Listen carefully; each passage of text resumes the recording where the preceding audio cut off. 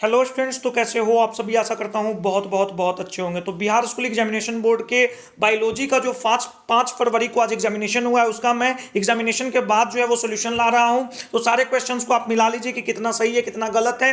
Video को अपने सारे दोस्तों के साथ शेयर कीजिएगा और लाइक कीजिएगा चैनल को। तो चलिए यहाँ पे हम शुरू करते हैं। फर्स्ट नंबर क्वेश्चन की ओर बढ़ते हैं। फर्स्ट नंबर क्वेश्चन है कि ऋतुस्राव जो है वो किसमें पाया जाता है। तो देखिए, मनुष्य, बंदर, चिंपैंजी, तीनों में इसको डिटेक्ट किया जाता है। तो इनमें से सभी, ऑल ऑफ दीज। चलिए आगे बढ़ते हैं क्वेश्चन नंबर नेक्स्ट क्वेश्चन की ओर। द्विखंडन किस जीव में पाया जाता है। मैं आपको बता दूं कि ये एक कॉमन सेट है, सारे बच्चों का सेट इससे मैच करेगा। ABCDEFGH जितना भी आई तक सेट है, सारे सेट्स इससे मैच करेंगे। ठीक है, तो आप मिला लीजिए कि कितना आपका सही जा रहा है। चलिए, द्विखंडन किसमें पाया जाता है, यानी कि बाइनरी फिजन किसमें पाया जाता है। तो ये अमीबा, पैरामीशियम दोनों में। तो इसका हो जाएगा ऑप्शन नंबर सी।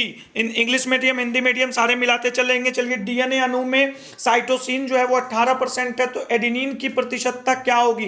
तो इसका दोगुना कर दीजिए, 36%। 36% को 100 से घटाइए 64, फिर 64 का आधा 32% इसका आंसर होगा। चलिए आगे बढ़ते हैं।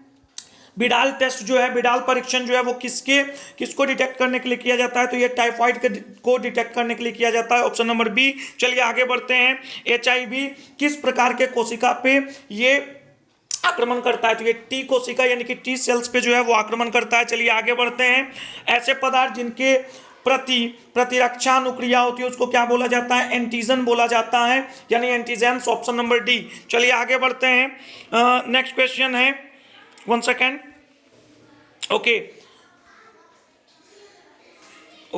तो अब यहाँ पे देख लीजिए, एलर्जी के कारण निकलने वाला रसायन कौन सा है। एलर्जी के कारण दोनों रसायन निकलता है, ए और बी दोनों होगा। तो ऑप्शन नंबर सी हो जाएगा, बोथ ए एंड बी।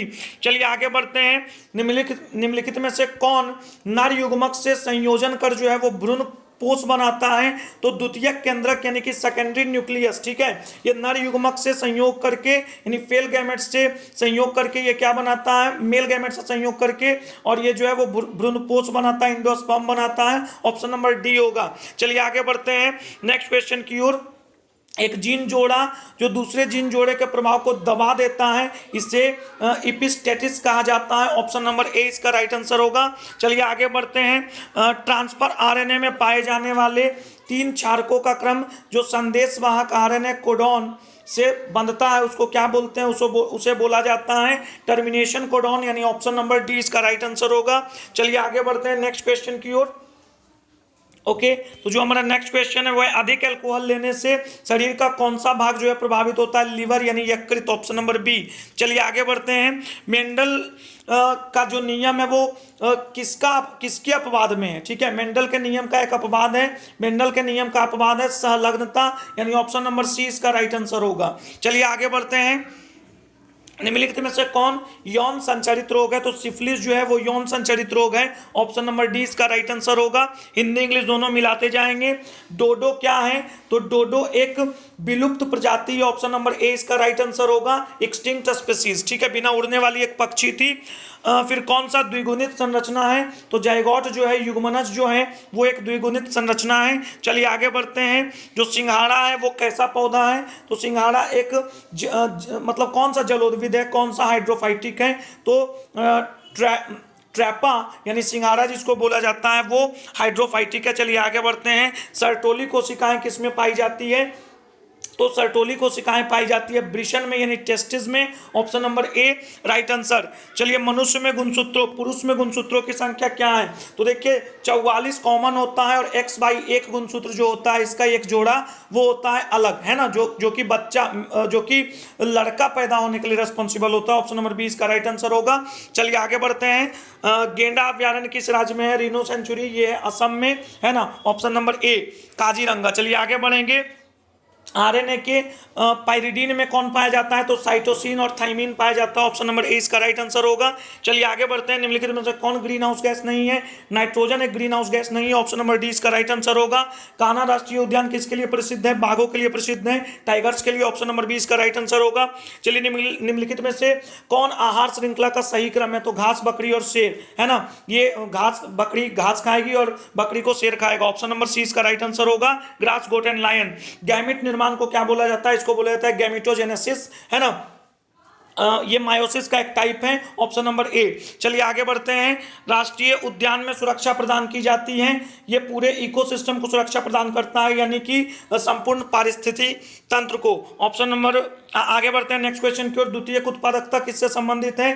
शाकाहारी यानी हर्बीवोरस जो है वो सेकेंडरी प्रोडक्टर्स प्रोड्यूसर्स कहलाते हैं। ऑप्शन नंबर 20 का राइट आंसर होगा।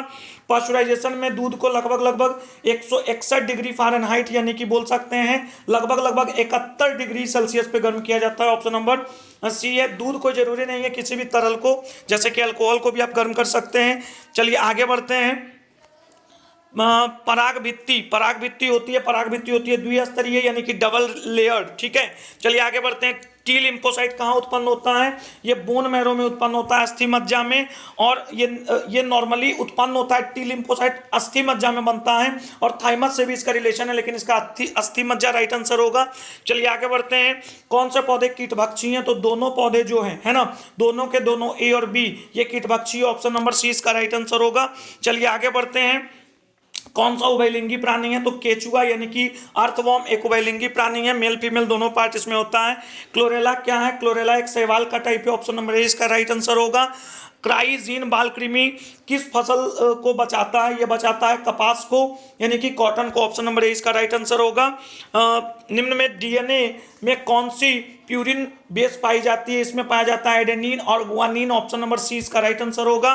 कैंसर किसके कारण होता है? तो कैंसर होता है ऑन्कोजीन के द्वारा यानी कि बाय ऑन्कोजीन। ऑप्शन नंबर 20 का राइट आंसर होगा। सूक्ष्म प्रजनन में क्या संबंध है, क्या संभव है? केवल अलैंगिक प्रजनन ही संभव है ना, माइक्रो प्रोपेगेशन में। Option number A. चलिए आगे बढ़ते हैं। SO2 प्रदूषक का सूचक है, इसका सूचक है lichen. Option number B right answer. चलिए आगे बढ़ते हैं। शहद का निर्माण कौन करती है? कार्यकर्ता मधुमक्खी यानी कि वर्कर हनी बी। नेक्स्ट आगे बढ़ते हैं। इडली एवं डोसा का आटा जो है किस सूक्ष्मजीव के प्रयोग से बनाया जाता है? ईस्ट यानी कि। ऑप्शन नंबर डी इसका राइट आंसर होगा। आगे बढ़ते हैं। ओपेरॉन मॉडल किसने प्रस्तावित किया था? तो जैकब और मोनार्ड ने जो है option number C operon model को प्रस्तावित किया था। आगे बढ़ते हैं। बायोगैस में क्या होता है? CH4CO2 तो होता ही है, H2 की भी कुछ मात्रा होती है। ऑप्शन नंबर डी इसका राइट आंसर होगा। चलिए आगे बढ़ते हैं। PCR से किसकी जांच होती है? HIV का इस्तेमाल किया जाता है ना, HIV का इस्तेमाल में PCR किया जाता है। ऑप्शन नंबर ए इसका राइट आंसर होगा। चलिए आगे बढ़ते हैं। प्रत्येक जीवित पादप कोशिका से पूर्ण पौधे के बनने की जो प्रक्रिया है उसको क्लोनिंग बोला जाता है। ऑप्शन नंबर ए इसका राइट आंसर होगा। जब संतति की उत्पत्ति एकल जनक द्वारा होती है तो इसको हम अलैंगिक जनन यानी असेक्सुअल रिप्रोडक्शन बोलते हैं। ऑप्शन नंबर 20 का राइट आंसर होगा। चलिए आगे बढ़ते हैं। मानव युग्मकों में गुणसूत्रों की कितनी संख्या होती है? तो ये होती है 46 यानी 23 जोड़ी। फिर ओपेरॉन मॉडल क्या प्रदर्शित करता है? तो ये जीन का एक्सप्रेशन प्रदर्शित करता है। Option number B. चलिए आगे बढ़ते हैं। हम किसका पुष्पासन खाते हैं? जितना भी हम जितना भी फल यहाँ देख रहे हैं, सेव, नारंगी, शरीफा, सबका हम पुष्पासन खाते हैं। Option number D. चलिए आगे बढ़ते हैं। क्षय रोग यानी कि टीबी जो है, जो ट्यूबरक्लोसिस है, वो किससे फैलता है? कॉन्टैक्ट से फैलता है। ऑप्शन नंबर डी इसका राइट आंसर है। चलिए आगे बढ़ते हैं। ओके कौन सा है जो संबंधित नहीं है ऑर्गेनिक कृषि से, जो संबंधित नहीं है एनिमल हस्बेंड्री से? तो organic farming. Option number D इसका राइट आंसर होगा। चलिए आगे बढ़ते हैं। एंटीकोडॉन किस में पाया जाता है? तो एंटीकोडॉन पाया जाता है tRNA में। ऑप्शन नंबर 20 का राइट आंसर होगा। चलिए आगे बढ़ते हैं। मेंडल ने किस नियम को परिभाषित किया? मेंडल ने जो है वो आनुवांशिकता के नियम को बताया था। ऑप्शन नंबर 20 का राइट आंसर होगा।